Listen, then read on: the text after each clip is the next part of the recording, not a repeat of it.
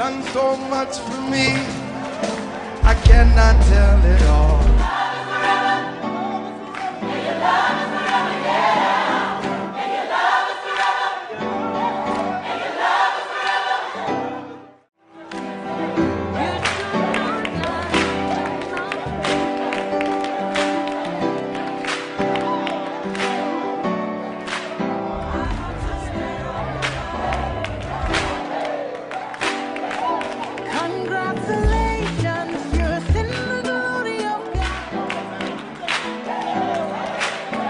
Done so much for me, I cannot tell it all.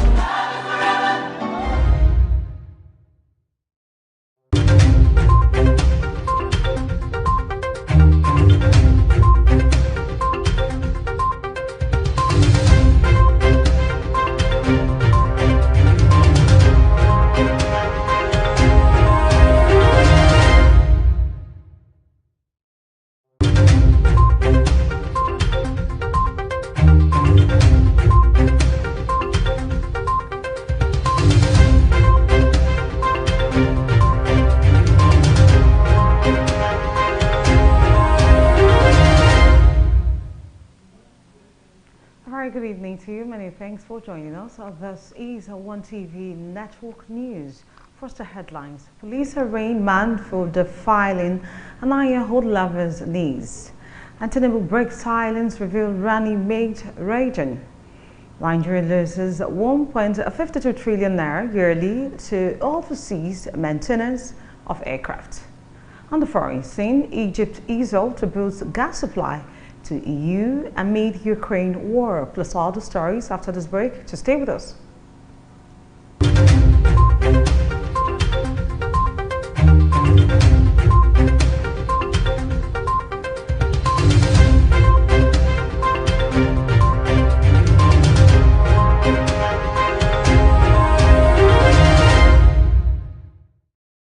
Welcome back. I'm Flora Chuk with the news. We begin the news this hour story coming in from Rivers State. One Priya Hari, 38, who was accused of defiling a 9-year-old minor, has been arraigned before a magistrate court sitting in Choba Community, Obiakpo local government areas of Rivers State.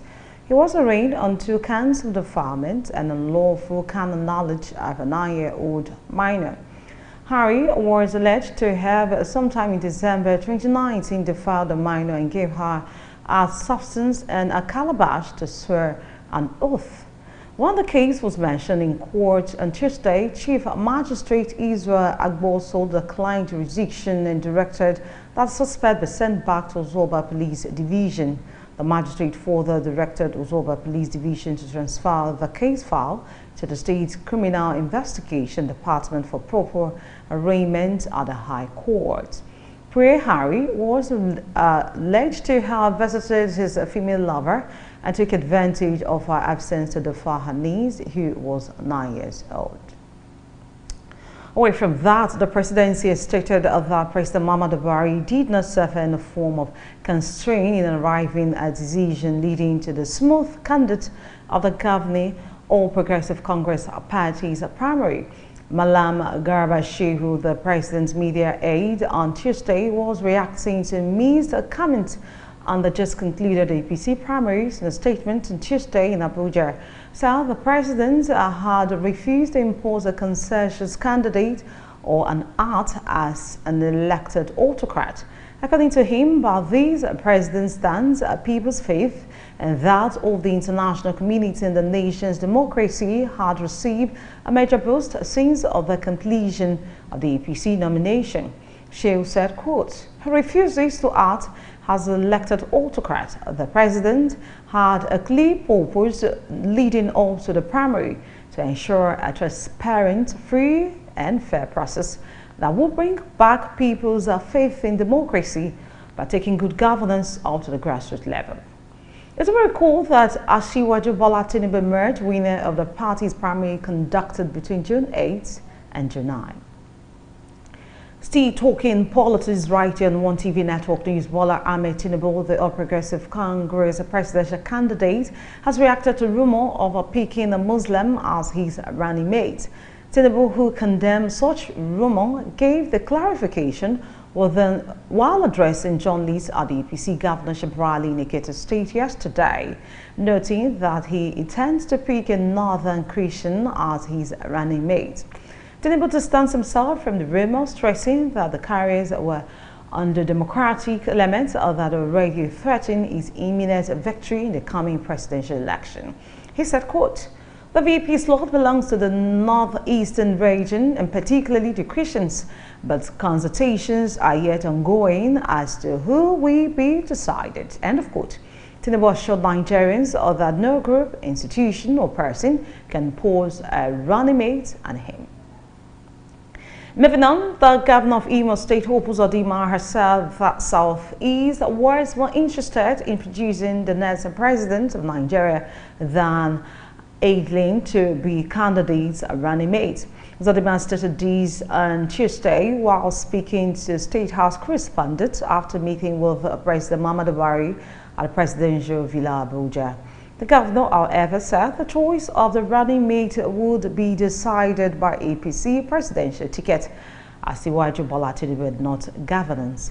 Feeding the questions on Muslim ticket and the choice of a running mate, he said there are internal characteristics that the decision maker may consider in the process of making his decision. The decision whether to choose Mr. A or Mr. B to be a running mate to a candidate is entirely that of the candidate. Still talking politics, the People's Democratic Party has approved the composition of committee to screen Rivers State Governor Nyesom Wike and Delta State Governor Ifeanyi Okowa as vice president nominees, based on the announcement made last week by INC. The Friday, June 17, 2022, while the deadline for political parties to submit names of presidential candidates and their running mate.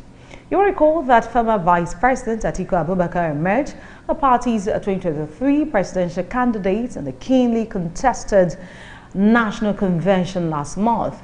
Consequently, the PDP has contained in a statement by its National Publicity Secretary, Honorable Debo Olugbongba, Wednesday constituted a vice presidential candidate screening committee. According to the statement, quote, pursuant to Part 4, Paragraph 14 of the electoral guidelines of our great party, the PDP, National Working Committee NWC has approved the nomination of the following party members to serve on the vice presidential candidate screening committee for the screening/verifying of the nominated vice presidential candidate of our party for the 2023 general elections. End of quote. PDP appointed High Chief Tom Ikemi as chairman and made Dr. Akilu Idabawa the secretary.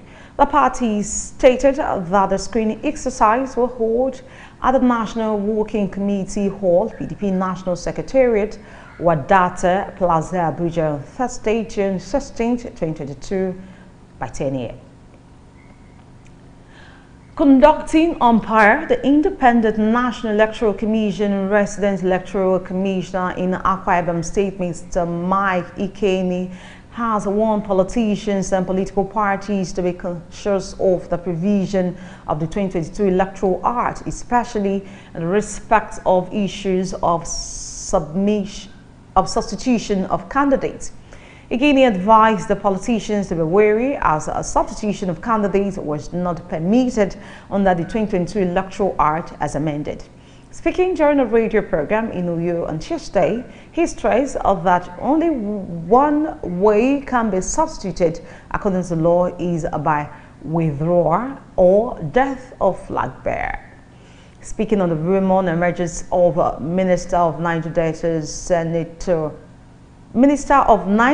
Affairs, Senator Godswill Akpabio, as the APC senatorial candidate for Akwa Ibom North West Ikot-Ekpene Senatorial District, again he said such move was nothing about the Nollywood fantasy. Still watching the news on One TV Network. The news return after this break. Just stay with us.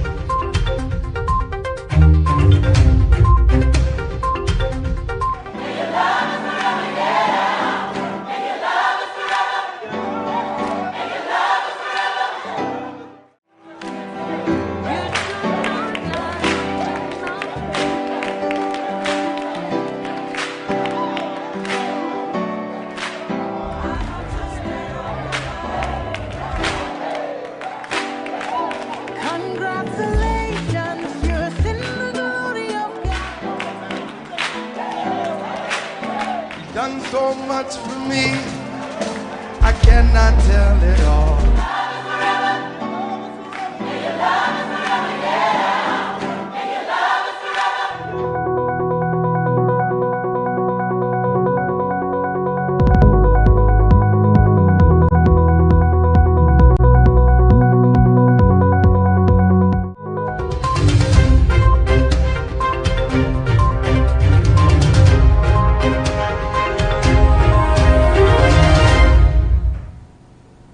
Welcome back. If you're just joining us, this is One TV Global News.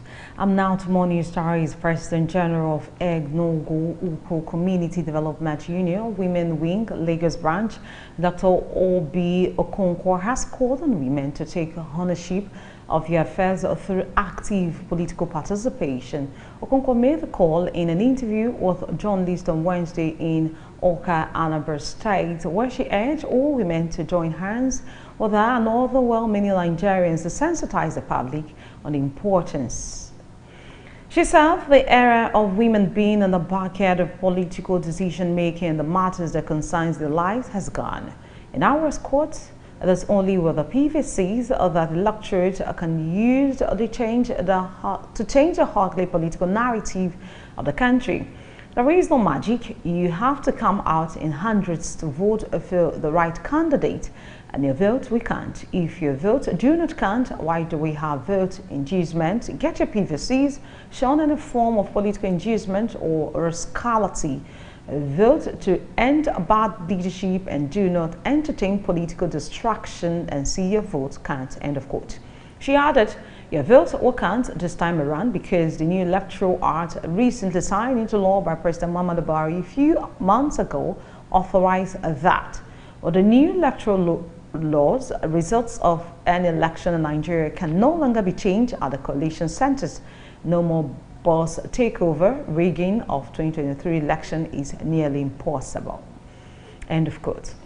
In other news, Segun Sowunmi, an aide of former Vice President Atiku Abubakar, has challenged the governor of Ekiti State, Kayode Fayemi, for dressing Governor Dapo Abiodun as the LAE of Ogun State during a rally of the All Progressive Congress in Ado Ekiti.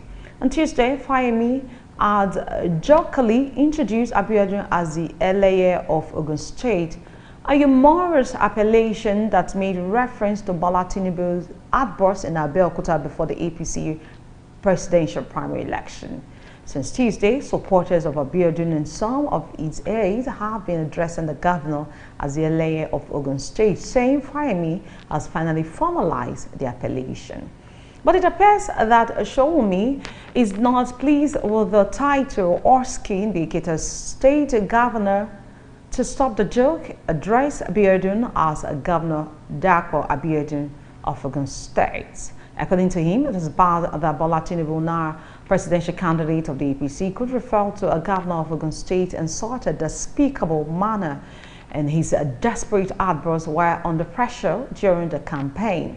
That not so funny way of addressing the governor of Ogun State is unacceptable and must stop forthwith, otherwise will return in favor.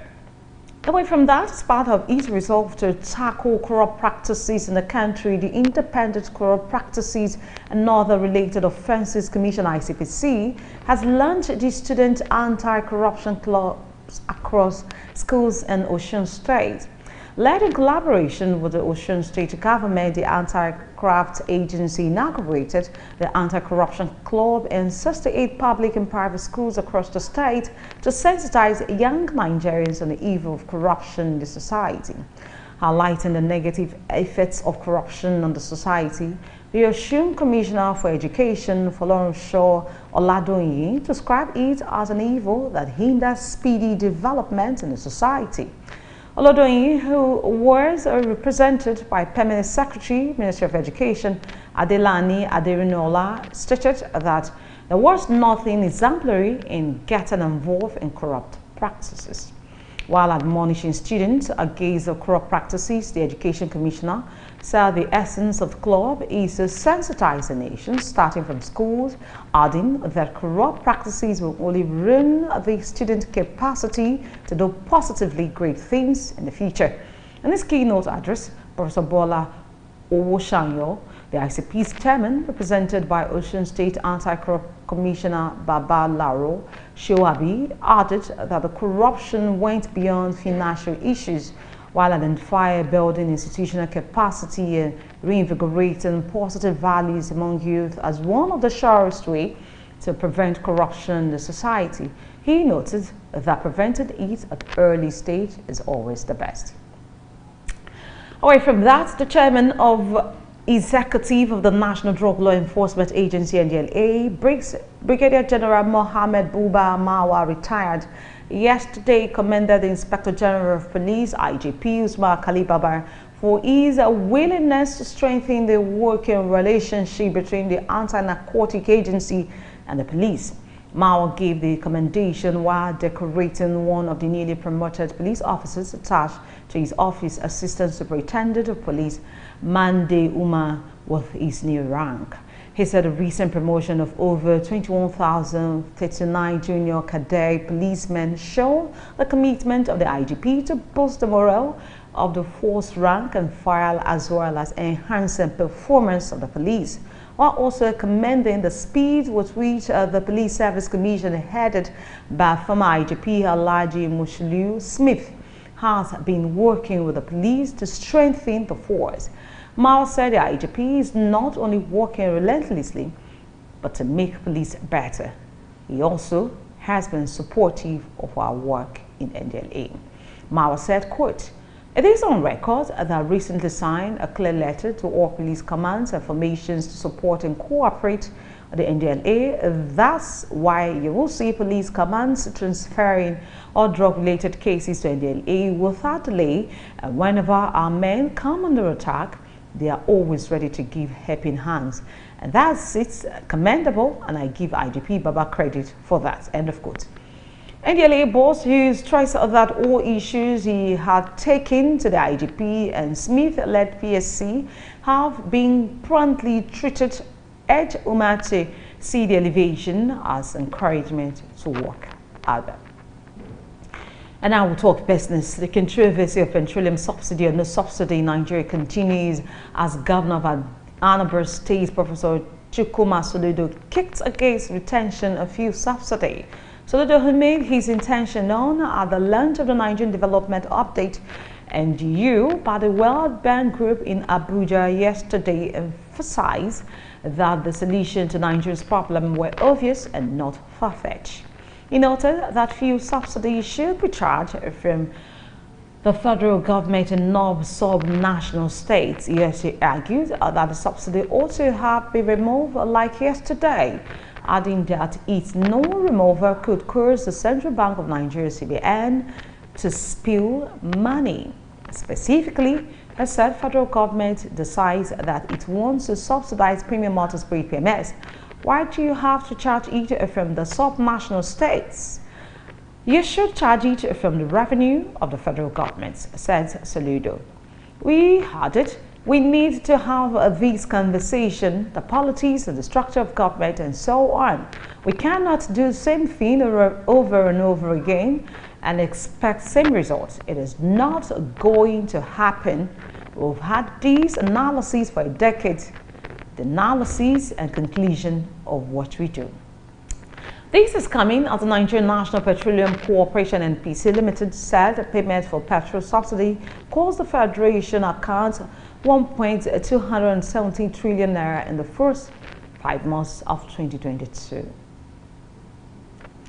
In other news, the Nigeria Content Development and Monitoring Board (NCDMB) has called for an active inclusion of women in the administration of various trusts and funds contained in the Petroleum Industry Act PIA 2021.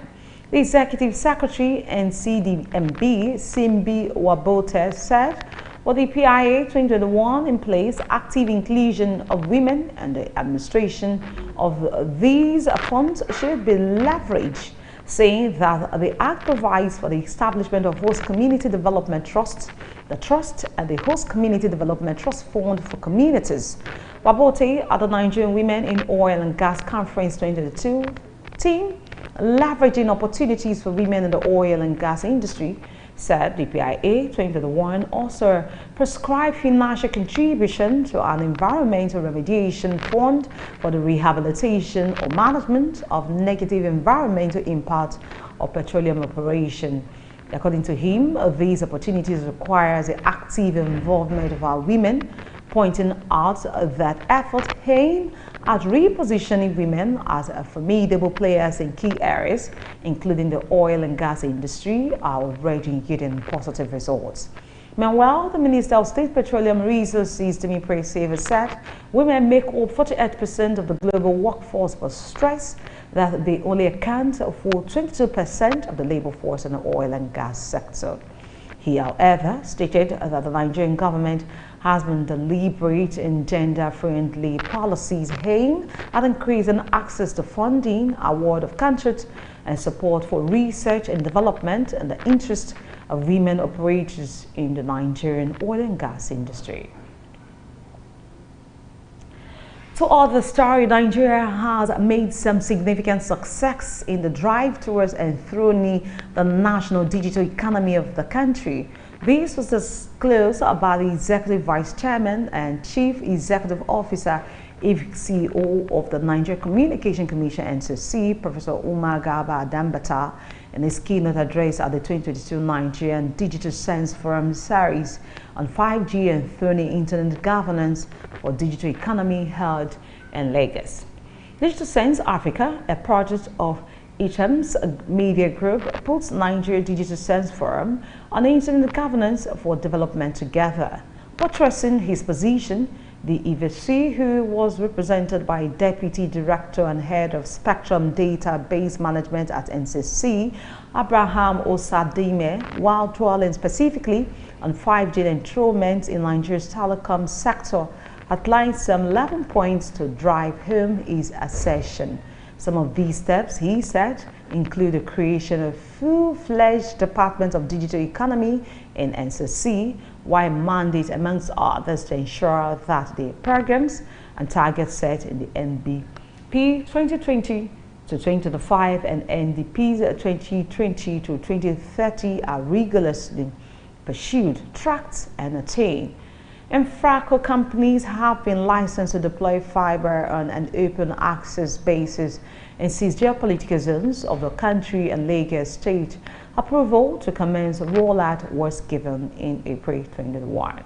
According to him, they have developed and secured the Federal Executive Council approval on Nigerian 5G policies to guide development of 5G service nationwide, while acknowledging the effort of the Minister of Communication and Digital Economy, Professor Issa Pantami. In other news, overseas maintenance of commercial airplanes operating in the country currently cost Nigeria at least $2.5 billion, about 1.52 trillion naira in capital flight annually.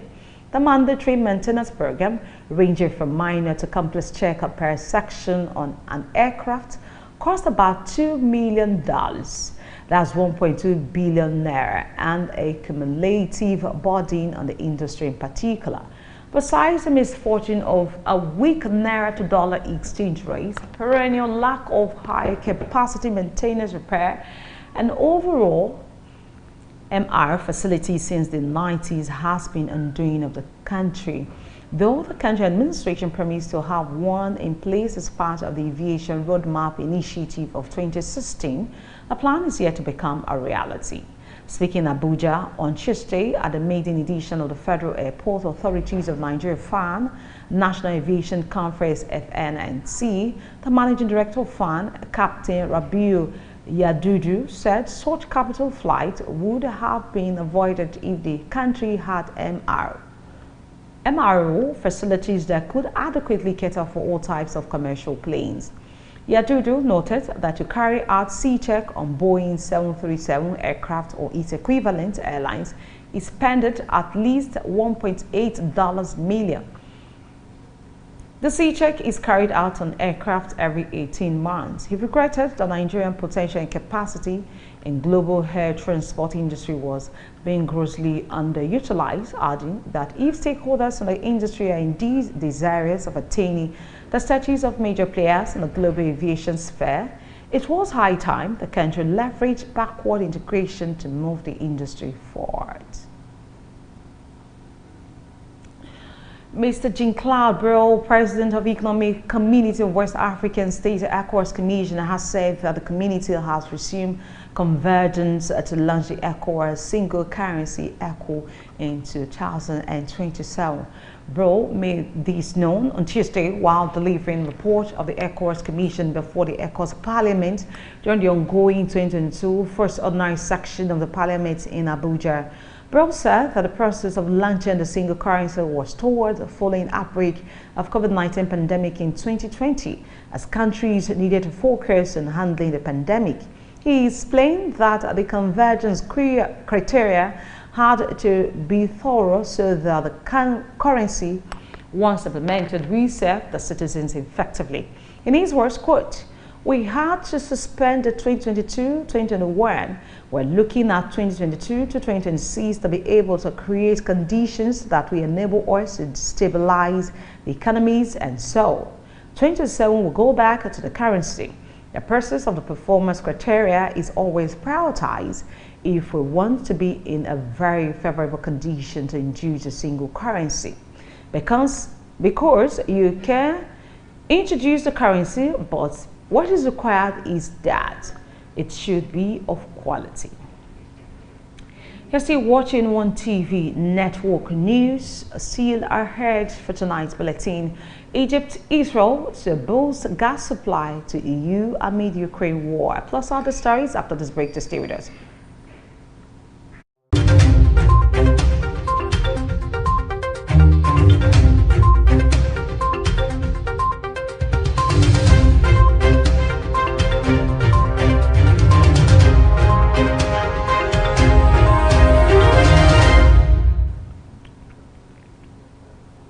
You're welcome back. If you've just joined us, this is One TV Network Global News, and now to some foreign stories. Egypt, Israel, and the European Union on Wednesday signed a deal to increase liquefied natural gas sales to EU countries, which aim to reduce dependence on supply from Russia as the war in Ukraine drags on. The deal sees Israel sending more gas via Egypt, which has facilities to liquefy it for export via sea, European Commission Chief Ursula von der Leyen said. What a special moment, von der Leyen said in a joint news conference alongside Egyptian and Israel energy ministers. "I very warmly welcome the signing of this historic agreement," he quotes. He said the agreement was part of Europe's effort to diversify energy sources away from Russia and import hydrocarbons from other trustworthy suppliers, naming Israel and Egypt to have emerged as gas exporters in recent years following major offshore discoveries. According to the deal, the EU will help Egypt and Israel increase their gas production and exploration in their territories' waters. It was not immediately clear how much gas the EU will import from either Israel or Egypt. Last year, the European Union imported roughly 40% of its gas from Russia, and due to that, has been difficult imposing sanctions on Russia over its ongoing invasion of Ukraine. Israeli Energy Minister Crane Ahara said the deal was a result of Russian invasion of Ukraine, which caused a European energy crisis. She also said it highlights increasing cooperation between Egypt and Israel to form force. Still on foreign stories, the government of the United Kingdom has vowed to organize more flights to deport Aslam Seeker, Rwanda, after a last-minute court judgment granted the first plane due to takeoff under the controversial deal. Home Secretary Priti Patel said on Wednesday preparation for the next flight begins now, despite legal rulings that none of the migrants marked for deportation could be sent to East African country. Under a deal signed in April between Britain and Rwanda, the UK government plans to send some migrants who arrived in the UK as stowaways or in small boats to Rwanda, where their asylum claims will be processed. If successful, they will stay in an African country rather than return to Britain. Prime Minister Boris Johnson's government says The plan is a legitimate way to protect lives and thwart the criminal gangs that send migrants on risky journeys across the English Channel. Human rights groups argue that the plan raises ruffles over the protections afforded to refugees under rules set up after World War II. They have called the idea unworkable, inhumane, and a waste of money. Britain paid Rwanda £120 million and €150 million upfront of the deal. We'll talk sports. Liverpool legend Jamie Carragher has named the 3 players that will lead the club's attack line next season following the arrival of Darwin Núñez at Anfield from Benfica this summer. Liverpool had an impressive 2021-2022 season in which they participated in every possible fixture, challenging for an unprecedented quadruple.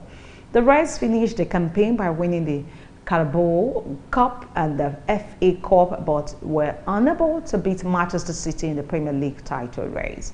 Liverpool were also beaten 1-0 by Real Madrid in the final of Champions League and Paris. There's already a change in attack for Liverpool with the arrival of Núñez. Núñez looks likely to replace Sadio Mane, who seems to be heading towards Bayern Munich this summer. However, Carragher has given Liverpool fans an inkling as to how he sees manager Jurgen Klopp setting up his attack some next season. Telling Sky Sport, quote, "I think the start of next season Liverpool's front 3 will be Mohamed Salah, Núñez and Luis Diaz on the left." And that's the package for now. Before we go on another look at our major stories for tonight, we brought you reports that man arraigned by police for the filing 9-year-old lover's need. And Tinubu has revealed running mates raging. And Nigeria receives 1.52 trillion yearly to overseas maintenance of aircraft. In Egypt, Israel burst gas supply to EU amid Ukraine war. Many thanks for watching. I am Flora Chuk. Bye for now.